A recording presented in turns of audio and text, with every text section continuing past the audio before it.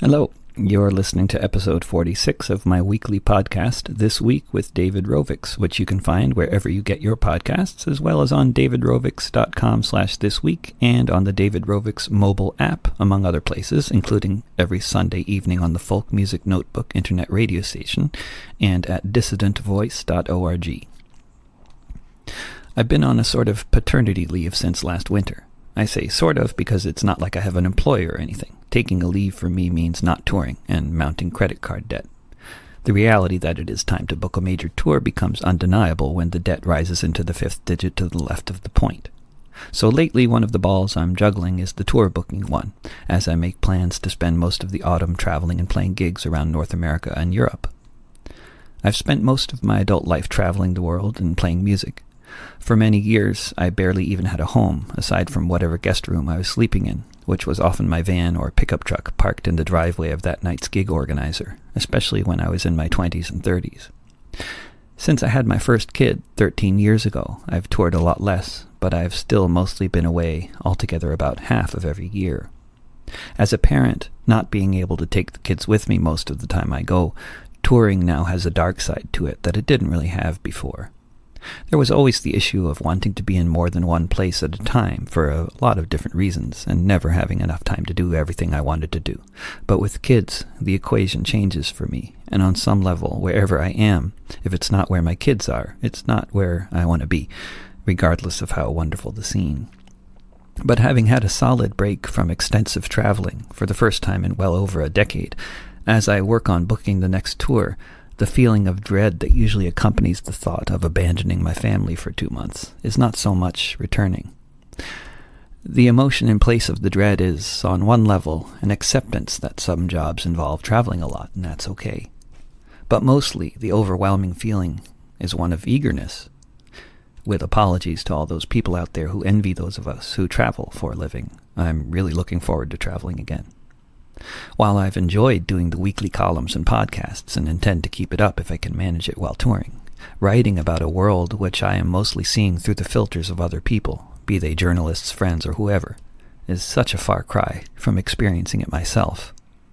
There are many variations of the saying, but the idea always resonated with me that life is what happens when you're on your way there, wherever there may be. Most of it isn't about arriving at your destination, it's about getting there. This applies very much in a very literal way when it comes to actual physical traveling. Certainly for me, for the kind of travel I do. I'm not locked in a tour bus going from stadium to stadium, only seeing the stadiums and little else. I'd take the gig if I were famous enough for it, don't get me wrong.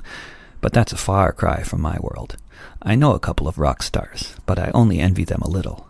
What they had to give up to take that life is huge, it seems to me.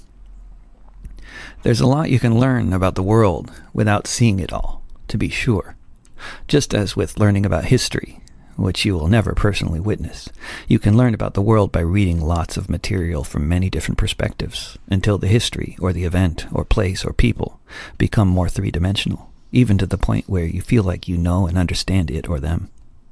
While I do believe this, I also have found that there are many more things than just pictures that are worth 1,000 words. This is also true of smells, sounds, and so many other sensory experiences you can only get when you're traveling in the physical world, when you're immersed in it. And there are stories and anecdotes and phrases that you will encounter when you travel that just don't seem like things you'd have run across otherwise, though it's always possible you might have. I don't know if I have this in common with other chronic travelers, but my mind is subdivided geographically. When I'm in a certain part of the world, that's when I'm most likely to remember people I know from that part of the world, experiences I've had there previously, places I've been in a given town or city or forest, venues I've performed in, cafes I loitered in, and stories about the place which local people shared with me before. To provoke my memory of a place, and also for very practical reasons to remember where I played there before and who might have organized that gig, I often leave my laptop to go gaze at one of several maps I have on the walls of my apartment. In fact, I don't really need the maps, since they're all in my mind now too, but I like to gaze at them anyway. The sharpest memories jut up through the clouds, forming peaks that can be seen from a long distance. If I were flying like a bird across the landscape looking for those peaks, those memories, those images, flying over Alaska, I'd remember what it was like to walk down the street from my hotel to the supermarket on a windy February day at -20 Fahrenheit, wondering how much longer I could have my cheeks exposed before I'd get frostbite. I learned on that trip that when it's below -40 Fahrenheit, axes tend to split in two when you swing them to try to cut wood. Perhaps I might have learned that by watching a documentary, but I don't think it would have stuck with me in the same visceral way as it has since I first felt the sting of a typical windy winter day in Anchorage. Flying across the continent in a zigzagging path, east, west, and south, from there, through the map in my mind, like in a guided meditation, the next peak I come to is Prince Rupert, BC. There's a fishing boat there that washed up all the way from Japan that stands as a reminder for all the dangers of the trade and the solidarity that exists among the seafaring peoples of the world. I'd land in Montana, where I was following my GPS blindly to get to the next gig on one tour, heading towards Wyoming, and I unexpectedly came to the sign, "Entering Yellowstone." I'll forever remember, only minutes after passing that sign, the buffalo that stood bigger than any horse I've ever seen, like a furry mountain, thick steam rising from its body in the early morning light, stopping what little traffic was on the road, making all of us humans in our comparatively puny cars feel very small and vulnerable. Certainly the car I was driving could have been smashed in one stomp, I imagined, but the buffalo calmly continued down the road, ignoring the tourists. I'd find myself on the Pine Ridge Reservation, where I somehow ended up early one morning before a gig in Rapid City. I'm going to film a church burning that day, my host informed me. I had the day free, so I made sure to haul ass to the east or west, or wherever I was coming from, and get there a day early so I could go too. I spent the day watching an old church burn to the ground. Lakota people had bad experiences with it, and a guy named Big Jim bought it and burned it to the ground, with the fire department watching to make sure it was safe. An old white couple who had been married in the church also came to watch. The Lakota guys who were cheering when various especially offensive parts of the church had collapsed into ash on the ground quietly moved around the corner from the old white couple to give them the space to have whatever less joyous experience they were having while watching the church burn. I'd land in Colorado, where on the foothills of a mountain that once served as a watershed for all the farmers in the San Luis Valley, I watched the pickup truck speed towards the forest defenders, locked to a tripod on a dirt road leading into the largely denuded hillside behind them. I'd watch as the angry driver slammed on his brakes, stopping only a foot from the face of some brave, terrified people. I'd spend another night at that Catholic worker hospitality house in Missouri with the artwork in the backyard consisting of a hole with a toilet in it and a bust of Richard Nixon sitting at the bottom of the toilet.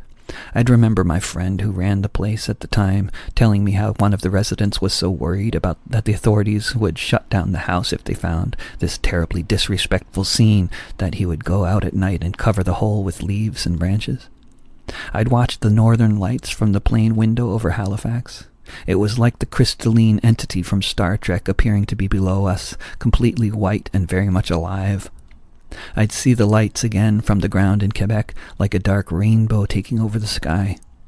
I'd make love again in a tent in New Brunswick, the air outside the screen so full of mosquitoes, doing anything else seemed suicidal. I'd watch that police van try to run over my friends in Washington, D.C. I'd be tear-gassed in Quebec. I'd be clubbed again by the police in Pittsburgh. I'd watch the gay couple holding hands as they walked confidently through the streets of Birmingham, Alabama. I'd see the list of names written on the chalkboard in that church on the 9th Ward, when no one knew if they'd all live or die in there after being abandoned by the federal authorities in the wake of Hurricane Katrina. I'd watch the tumbleweeds blow across the prairies of West Texas in the years before it was covered with fracking rigs, before it all smelled like burning oil.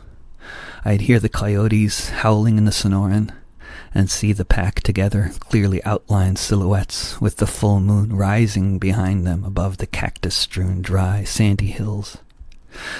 I'd hear the stories about the outlaws back in the day, when this was Mexican land, before the border crossed them and they found themselves in the United States. I'd remember Steve, before he died so young of some disease. What was his last name? He and his comrades talked about La Raza Unida like it was an organization everybody knew about, because they did, at least around there.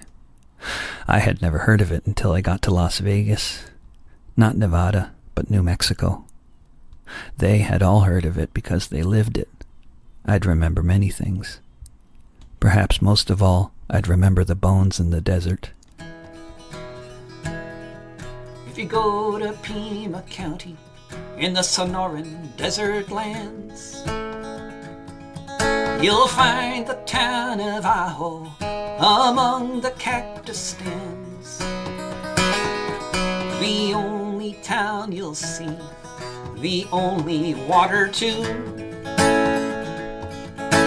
When someone is thirsty, there's no question what you do. For well over a century, it was a normal thing to have an extra jug of water that you might bring. In the harsh Sonoran, Arizona summer heat, we'd rather give the vultures something else to eat. You didn't ask where I was going, nor where I'd been.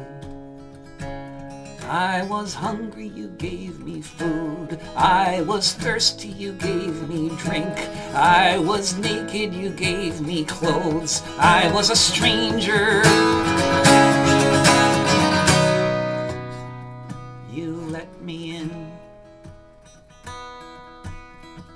I have this book here, a story I learned well. I always thought I understood the tale that it tells. It's spelled out very clearly in Matthew 25.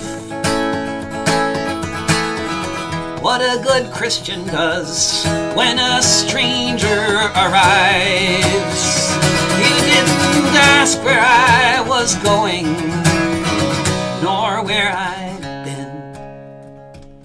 I was hungry, you gave me food. I was thirsty, you gave me drink. I was naked, you gave me clothes. I was a stranger.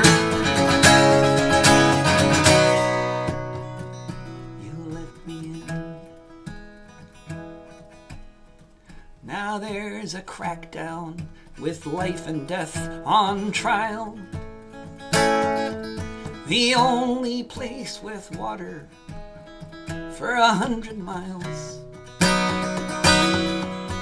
Facing 20 years in prison is a very mighty rod.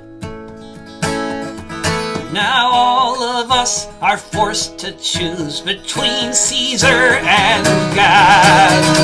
You didn't ask where I was going, nor where I'd been. I was hungry, you gave me food. I was thirsty, you gave me drink. I was naked, you gave me clothes. I was a stranger. You let me in. You let me in. You let me in.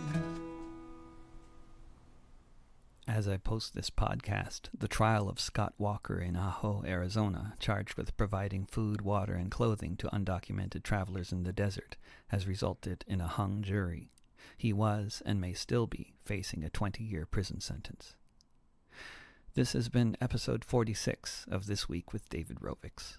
I am, as I mentioned, currently working on booking a multiple-country tour in both North America and Europe to take place throughout most of the fall.